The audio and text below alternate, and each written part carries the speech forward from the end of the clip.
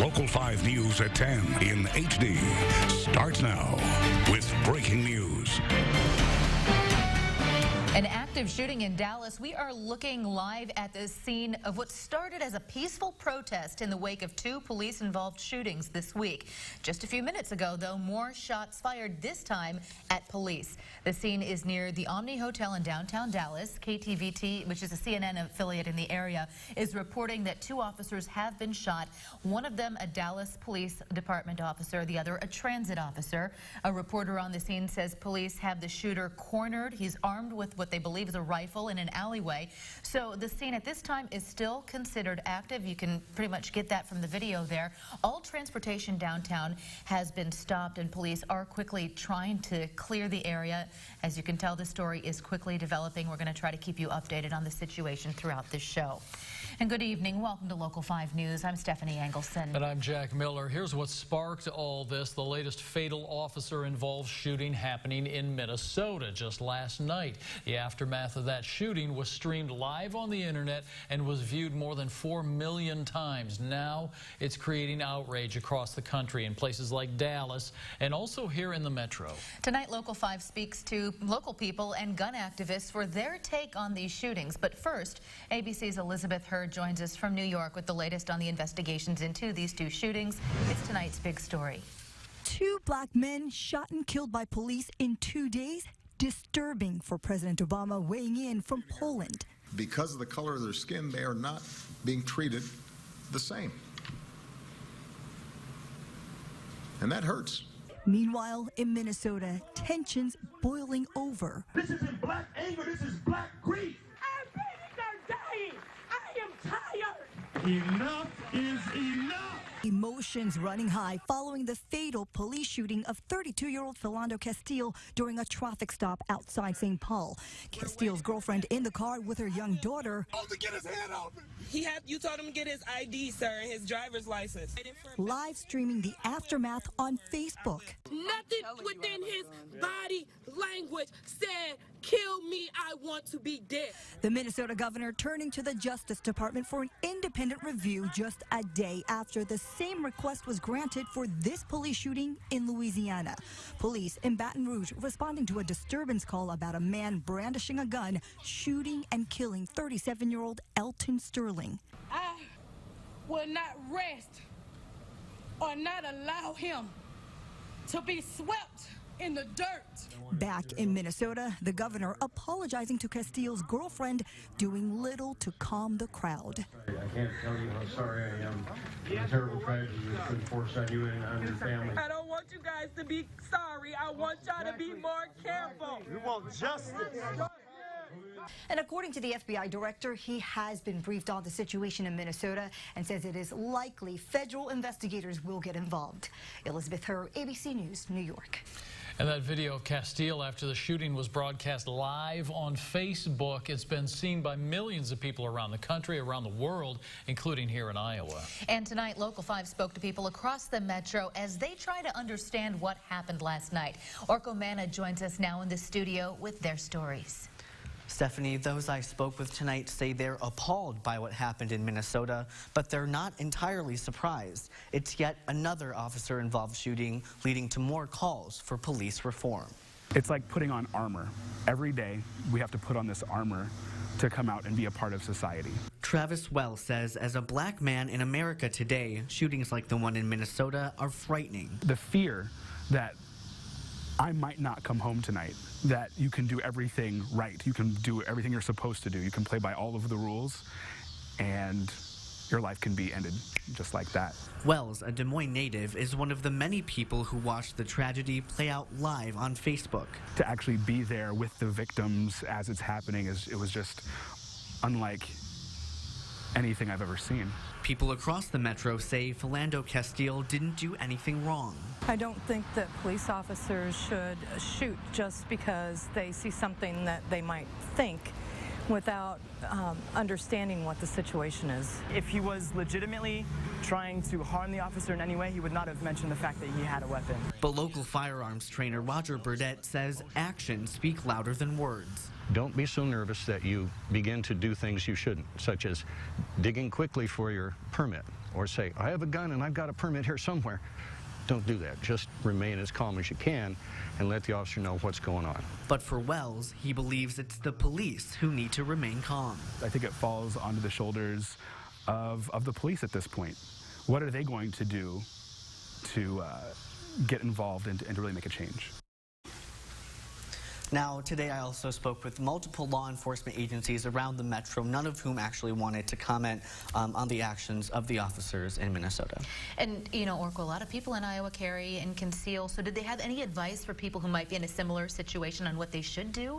You know, they actually did. They said, you know, in Iowa, you're not actually legally required to tell an officer that you're carrying a weapon, but, you know, if they ask, you'll have to show them your permit and driver's license as well. Mm-hmm. And how do the Iowa laws here compare to what's going on in Minnesota? Well, Jack, actually the laws there are the same. You're encouraged to let officers know, but again, you're not required to tell them unless they ask you directly. All right, Orko, thanks. And we do want to pass on one more piece of information about the breaking news in Dallas with the 2 officers being shot. We understand now also from KTVT, the station that we're using for the information in Dallas, that they're reporting there have been 2 arrests. So this is a fluid situation.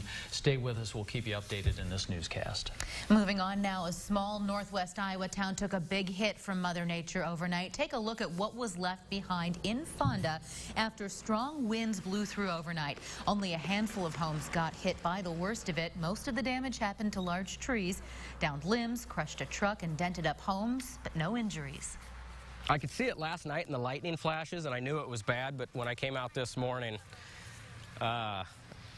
it was worse than I thought.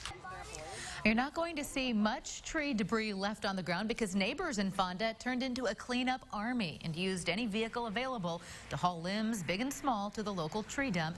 The National Weather Service says it was a microburst that caused the damage, not a tornado. It's a localized strong wind that hits one small spot.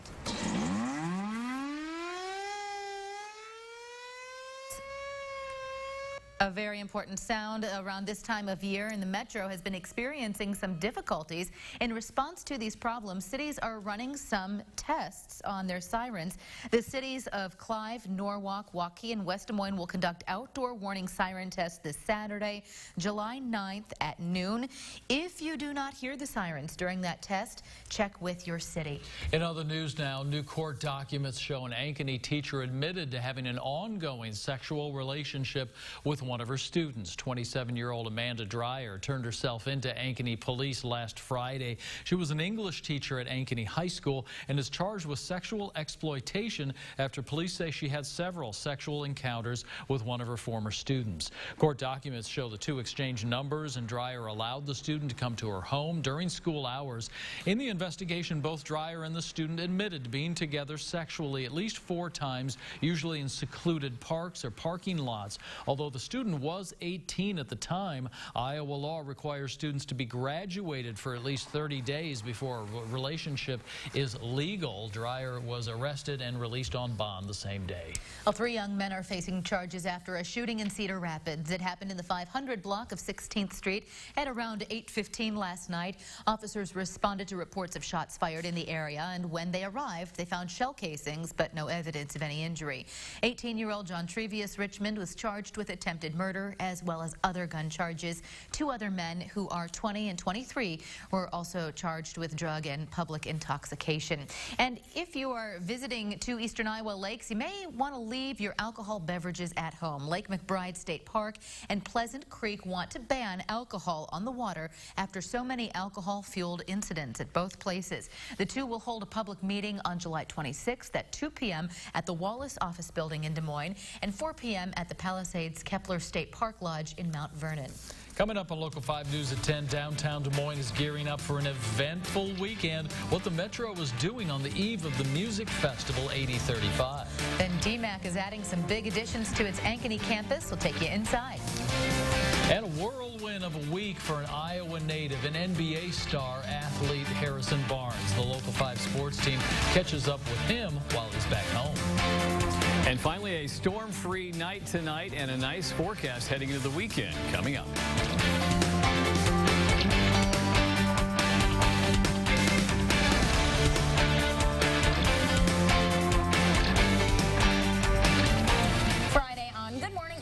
A very special lady celebrates a big birthday. Yeah, she shares a secret on the big 104. All right, in your forecast, we are far away from 104. We cool on down. All right, plus we go to the movies Friday on Good Morning Iowa. You're watching Local 5 News at 10 in HD with Jack Miller, Stephanie Engelson. We are Iowa's most accurate forecast with Chief Meteorologist Brad Edwards and Local 5 Sports with Sports Director John Schaefer. This is Local 5 News at 10. We are Iowa.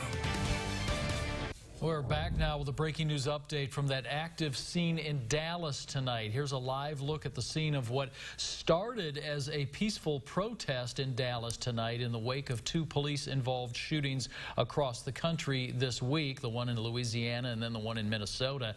KTVT, a CNN affiliate in the Dallas area there, is reporting that 2 officers have been shot tonight at this protest. One of them a Dallas Police Department officer, the other we understand is a transit officer. And new within just the last few minutes, that same station, KTVT, reporting that Dallas PD have arrested 2 men. The reporter on the scene says that he does not know at this point what these men have to do with the shooting. We were told that police felt like they had somebody cornered in an alleyway with a rifle. This story, again, is quickly developing, so we will try to keep you updated throughout the show. On to weather now. Brad is here. And Brad, some areas that really needed a shot of rain have now received it. Yeah, that's the good thing about the storms that we had last night and this morning. We got some good rain across the entire area. Let's take a look at the radar right now. It is very quiet out there. We got a few spotty showers rolling through central Iowa. So if you're getting rain, it won't last very long, and it's not going to be very much. But we are definitely getting some showers out there right now. Let's go back in time, and this is that big complex that went through last night. That one just dropped a lot of rainfall and a lot of wind, and then we had a break all day. Then we had a few more develop in the afternoon and evening. So I'll put this back into motion here. Go back in time to last night. There's the bow echo that came into Fonda, Fort Dodge, northwestern Iowa, getting hit hard again with some high winds, and then we had the good rainfall after that. And then tonight we had a severe thunderstorm watch, but just a couple of hail storms is all we had. Now we've got a few showers out there. So pretty impressive line last night, and good news, we got the rain. Well, let's talk about storm reports, and here they are. And you can include Fort Dodge in there as well, because I do know they had damage there in the Fort Dodge area 2 nights in a row in some parts of Fort Dodge. So recent rainfall, good news here, over 1 inch of rain in Des Moines. We haven't had that since way back in May, a big rain like that. So it's good to get a good soaking rainfall across southern Polk and Dallas County. Looking at the Orton Home sky cam, it's quiet tonight. We've had a few sprinkles or showers out there, mostly cloudy, 80 degrees. Still pretty warm at this hour. The winds are calm right now, but gradually a northwest breeze will develop, and it's going to start to cool us down and bring in some drier air. It is cooler in Spencer. It's 70 in Sioux City and 70 in Denison. So we will see cooler air by tomorrow morning. The winds are not very strong out here. They're about 6-7 miles per hour, but they will overtake that warm, humid air and push it out of here. You can see the dew points here are quite a bit lower, especially up in the Dakotas where it's in the 40s and 50s. We'll get those dew points down at least into the 50s and 60s, so it's going to be more comfortable the next couple of days. Highs tomorrow in the mid-80s here, so about as warm as it was today, and the sun's going to be out, so it's going to feel warm the next couple of days. Saturday, a sunny day, temperatures in the mid-80s. Then by Sunday, we get up into the upper 80s, and it's going to be humid, so it's going to feel like a summer weekend for sure. Now, looking at the future tracker, there go the showers moving on out, clearing skies, lots of sunshine out there tomorrow. We'll keep the sunshine around over the next couple of days, too, so it looks pretty good for our weekend. You've got plans like Summerfest. It's going to be great up in Ankeny. So our forecast tonight, spotty showers ending, becoming clear and drier. Tomorrow looks good. We got sunny, warm conditions, lower humidity. About 86 degrees. That's about where we should be, average this time of year. Here's your 7-day tracker from Holt Plumbing and Heating, and the rain holds off until Monday night, and then here we go again. It's going to be another one of those weeks with thunderstorms again, possible in the evenings mostly. Temperatures upper 80s, lower 90s. Basically summertime, summertime, summertime. Very much so. That Yes. song. All right, thanks, Brad. We'll be right back.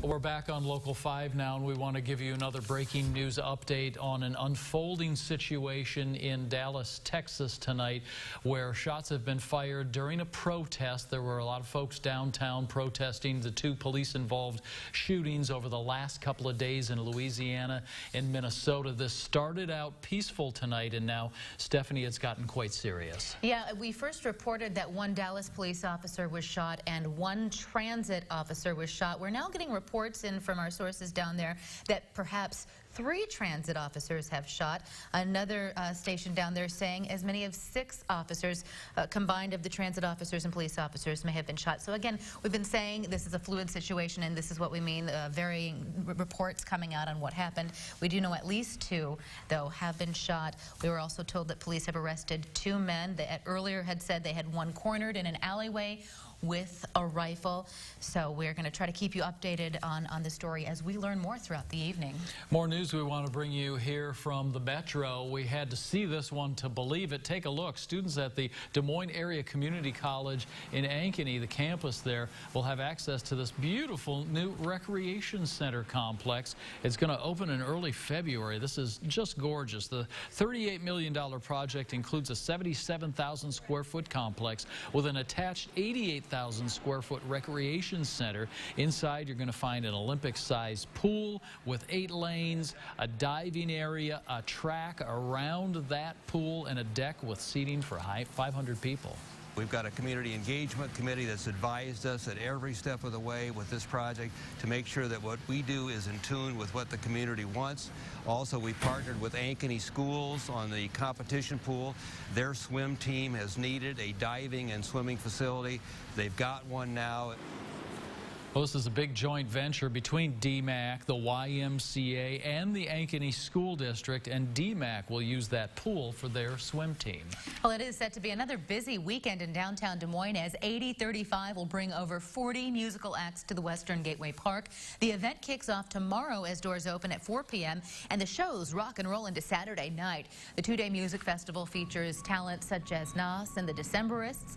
National, regional, and local acts will perform on 3 different stages. There's also a kids zone and an art stage. I think 8035 has become kind of a homecoming for people who've moved out of town, and so it's fun just to run into friends and family and just have kind of a fun, relaxing weekend in an area you kind of wouldn't expect anything like 8035 to be happening in downtown Des Moines, and so it's kind of a fun thing to see the city transform. A 2-day ticket will cost you $80, $90 the day of, while a 1-day pass will run you $45, but $50 starting tomorrow. John here with sports now, and we are ready, John, for some postseason softball. That's right, Jack. It's that time of year, win or go home. And coming up in Local 5 Sports, we'll head to Centennial as the Rough Riders visit the Jags to open regional play. Now, Local 5 Sports with John Schaefer. We are Iowa Sports.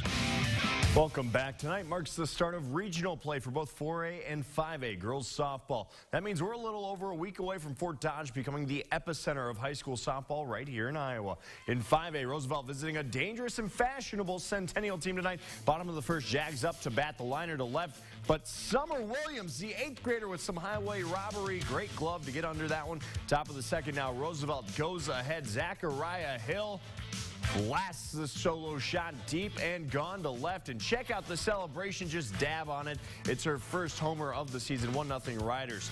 Bottom 3 now, Jags answer, bases loaded. Taylor Runchie singles into left. Cora Collin scores to knot it at 1 apiece. Now 2-1 Centennial, bases juiced for Haley Gattaca. She clears them all. 3 runs scored to make it 5-1 Jags, and that is your final.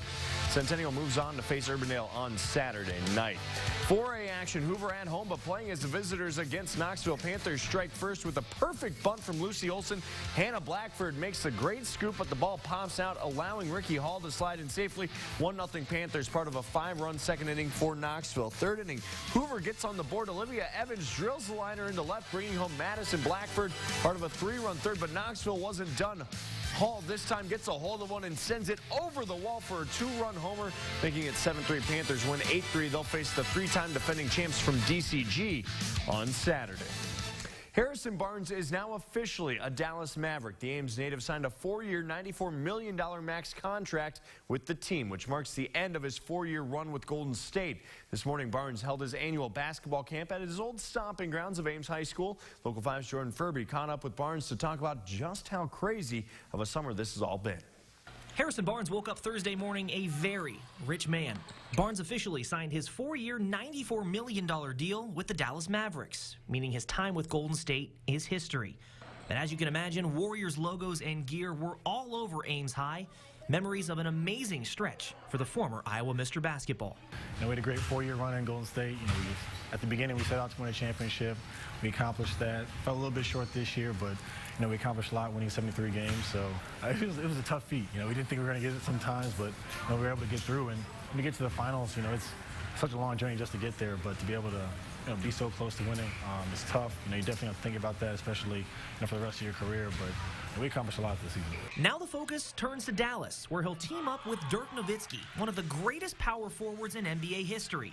Barnes' new head coach, Rick Carlisle, is ecstatic at the possibilities. Well, I've always liked Harrison's game. And the fact that he's only 24 years old, is exciting for us because we've had a veteran team and we need to get our team younger. So he becomes a major foundation piece for our rebuilding of a championship team over the next several years. So it's a great situation for him, and it's a great situation for us. I can't wait to get started and get to know Dirk. He's accomplished so much in his career. I think in the next couple of years, he'll probably hit 30,000 points in this league, which is ridiculous. So I just look forward to just learning as much as I can from him and playing with a Hall of Famer. Now, not many 24-year-olds can boast the resume Barnes does, but even though he's headed to a new team, HB hopes to continue the winning in Dallas. And I've been fortunate to now play for 2 championship coaches, and Coach Kerr and Coach Carlisle, and to be able to win a championship, in my first 4 years, to be able to be, on the Olympic team this summer. I mean, I've just been very fortunate, and I just want to just continue to learn from all the things I've done and continue to build. In Ames, Jordan Furby, Local 5 Sports, we are Iowa. Should be fun to see what Barnes can do in Dallas. Now, you'll be hard-pressed to find a player more dynamic in girls soccer here in Iowa than Meg Brandt. Today, she got to finally accept another piece of hardware showcasing that ability. For the second straight year, Brandt was named the Gatorade Player of the Year for girls soccer right here in Iowa. A big honor for the Centennial grad who will leave for Nebraska in just a week. I was very proud to hand it to her. She's a great kid, very deserving of it. She's battled through adversity. She has maintained consistency in spite of that. She's just a great kid, and it's a well-deserved honor. It feels really good. It's awesome to be receiving this award in front of so many people that I care about and that helped me through this. I hope to keep up the hard work and just keep pushing myself through practice and pushing my teammates around me, and just practicing on my own and starting to do stuff on my own more so that I'm able to step up at the next level. And that's a look at sports. We'll be right back. You're watching Local 5 News at 10. Before we go tonight, we want to update you one more time on our breaking news out of Dallas. And Stephanie, we've got some staggering numbers now on the number of officers that have been shot there in Dallas. Yeah, we are told by WFAA, an affiliate down there, that the Dallas Police Department has confirmed 10 officers have been shot. 3 of them are dead. We know that 4 of those officers involved were transit agency officers. 1 of them was killed. So look for the latest on this just horrific story coming up tomorrow on Good Morning Iowa, starting at 5. And we'll see you tomorrow.